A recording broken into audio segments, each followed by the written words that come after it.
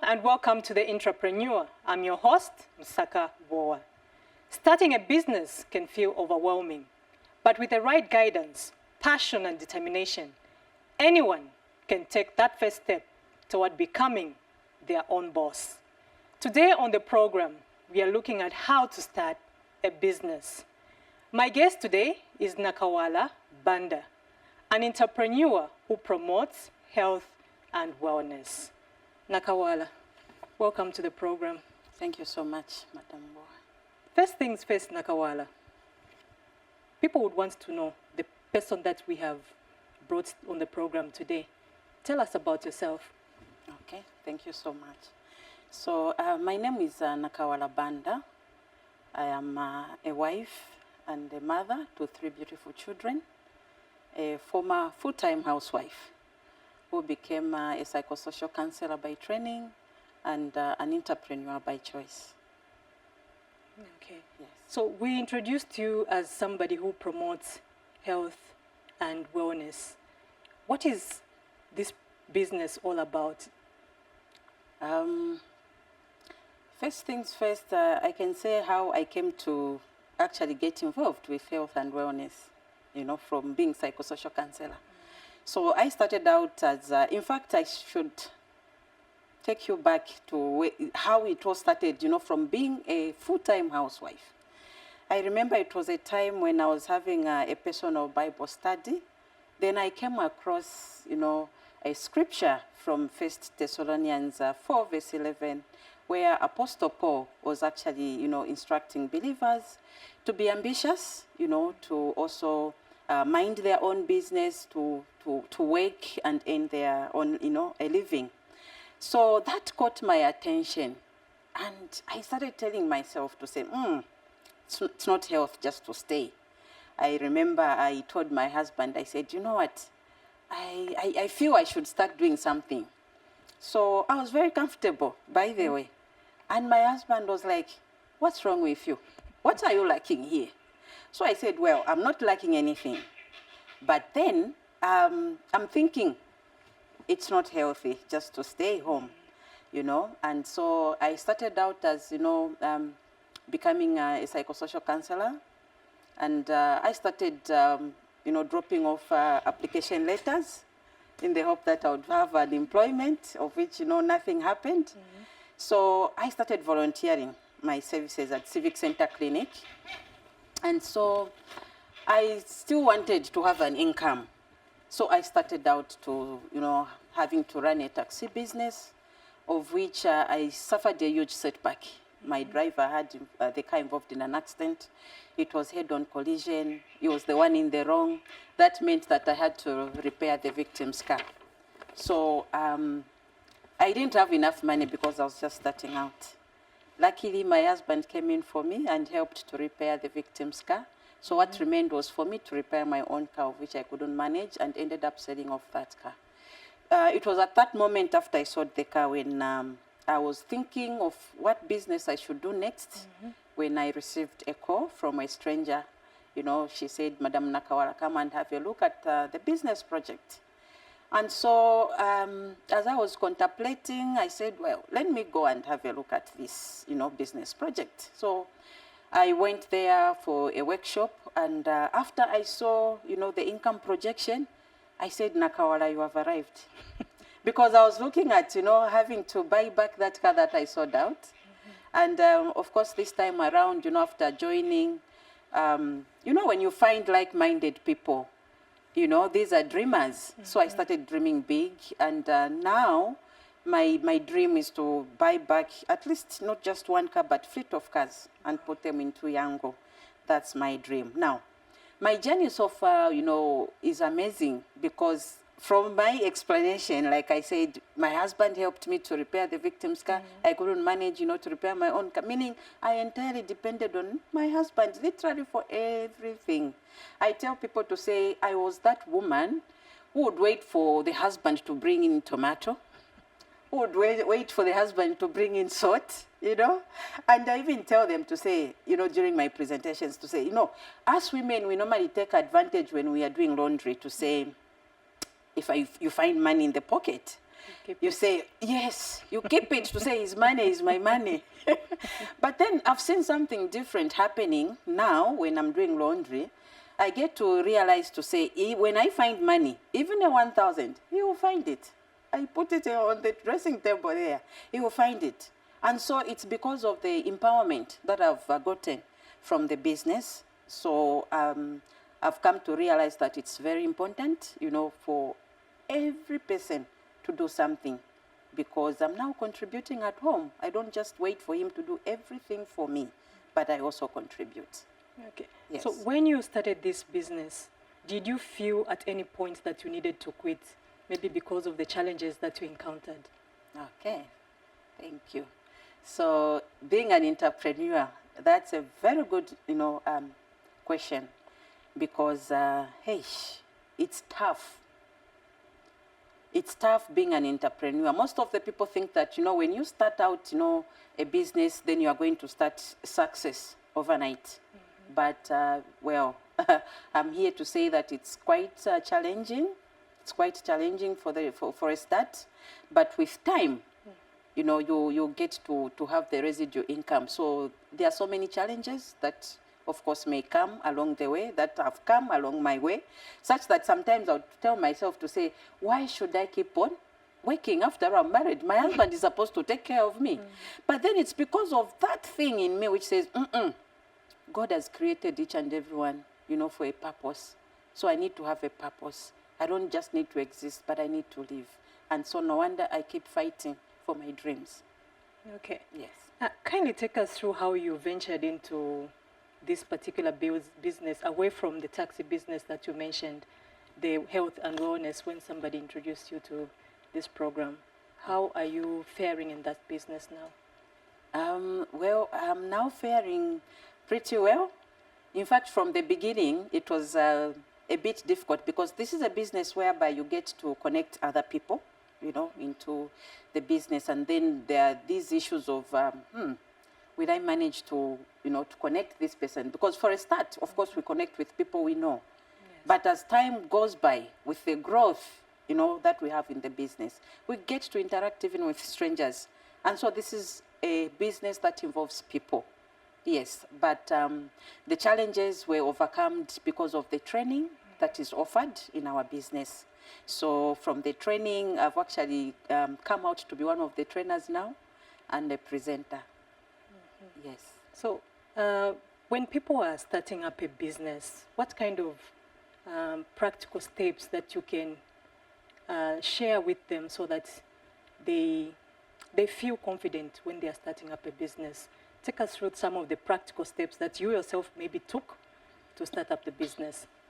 Okay, thank you. So whenever people are starting out, to have a business, definitely they need to look at, they need to put the idea on paper. Mm-hmm. They need to look at the capital, how much is involved, what kind of a business, how is it going to be registered, So meaning, of course, that the income projection has to come in as well.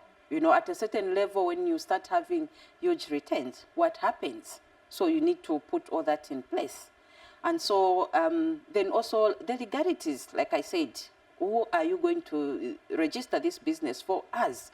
And it simply means, of course, PACRA has to be involved. PACRA has to be involved. Also, you look at the business account, bank account has to be involved as well. And tip in, with ZRI, it's very important as well. It has to be involved. And that's something that also made me join the business that I'm currently doing, because I noticed that the business here in Zambia is registered with PACRA. Mm-hmm. And even the health products, they are registered, with, they are certified by ZAMRA, Zambia Medicines Regulatory Authority. And also the time when the distributors, start to get their commissions, there's actually, withholding tax, which we remit through ZRI. So that has given me, the pride in me, to continue doing the business, because I know I'm also contributing to the growth of our country. Okay. Yes. Now, somebody would feel that since they don't have enough capital, maybe they don't need to start up anything. And sometimes we'll hear motivational speakers say, oh, I started this restaurant with 1 grain of rice, such kind of talk. So how does capital play? What role does capital play in starting up a business? Well, capital is very important for any business to actually get started, because, you know, you need money to multiply money. Yes. Yes. And so a lot of people get to wonder to say, I don't have money, you know, to start up the business with. But I can say, like we say, start from where you are, start with whatever you are. So meaning that at the point when you don't have the cash, you know, for you to start that business, you can think of what you have. What can you sell in the house, you know, for you to raise that capital? What can you sell? What can you do? So all those few things can actually help for one to actually start a business. Like our line of business actually demands just a minimum, you know, of capital. Yes. Okay. So when you are starting up a business, or when you started your business, did you do any kind of market research so that you meet the needs of that particular target audience that you were focusing on? Okay. Thank you so much for that. So since I'm into health and wellness, the company that I joined, it's actually data-driven. So all the systems are in place. Okay. All the systems are in place. And so that differentiates our kind of business to traditional business, whereby someone needs to do a market research, which is very important, because it gets to make one be in a position to know whether, you know, their products are going to be needed. You know, they are going to know whether, you know, the pricing will be accurate, because if you put your prices too high, there will be no sales. If again you put your prices on your products to be too low, you know, you will go broke. So market research can actually help one to know the right pricing, and also knowing the market, you know, the market, or should I say the location, places where you should actually do your business from. It may be pointless for one to say, I want to do, say, Yango. They start operating Yango from, say, Shangombo, for instance, you know, instead of doing it from Lusaka, where there is market. So, yeah, so market research, you know, helps a lot. You're watching The Enterpreneur. We now pause for a break.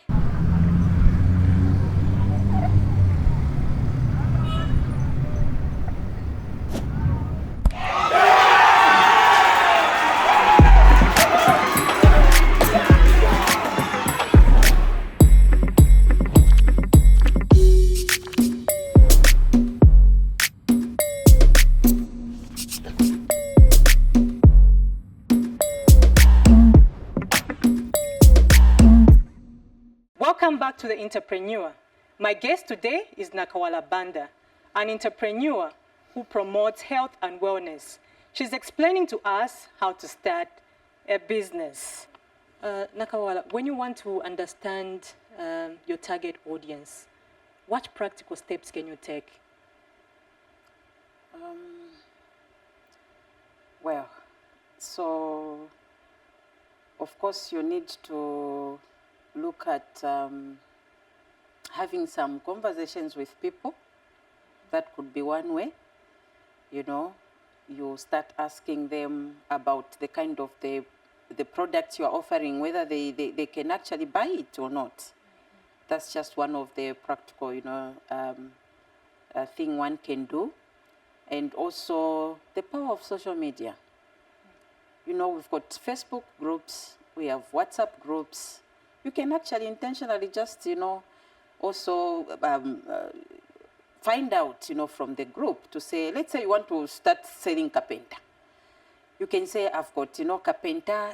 What do you think, you know, about carpenter? How many people would love to get some? If you want some, you know, send me a direct message or inbox me. that can also give you an idea, to say, okay, so this is the kind of my target audience, And also apart from that, there are some times whereby you can even put on the statuses, WhatsApp status, Facebook status, all that can be used as examples of understanding your audience, target audience. Let's talk about the Lusaka Entrepreneurship Seminar. What is this seminar all about? So the seminar is about creating awareness. Yes, creating awareness. Of course, like I mentioned, that I'm into health and wellness. So we are creating awareness basically by educating the audience and, of course, making them understand what we have to offer. Yes. Then I can also talk of what I've benefited, by the way, from the same health and wellness.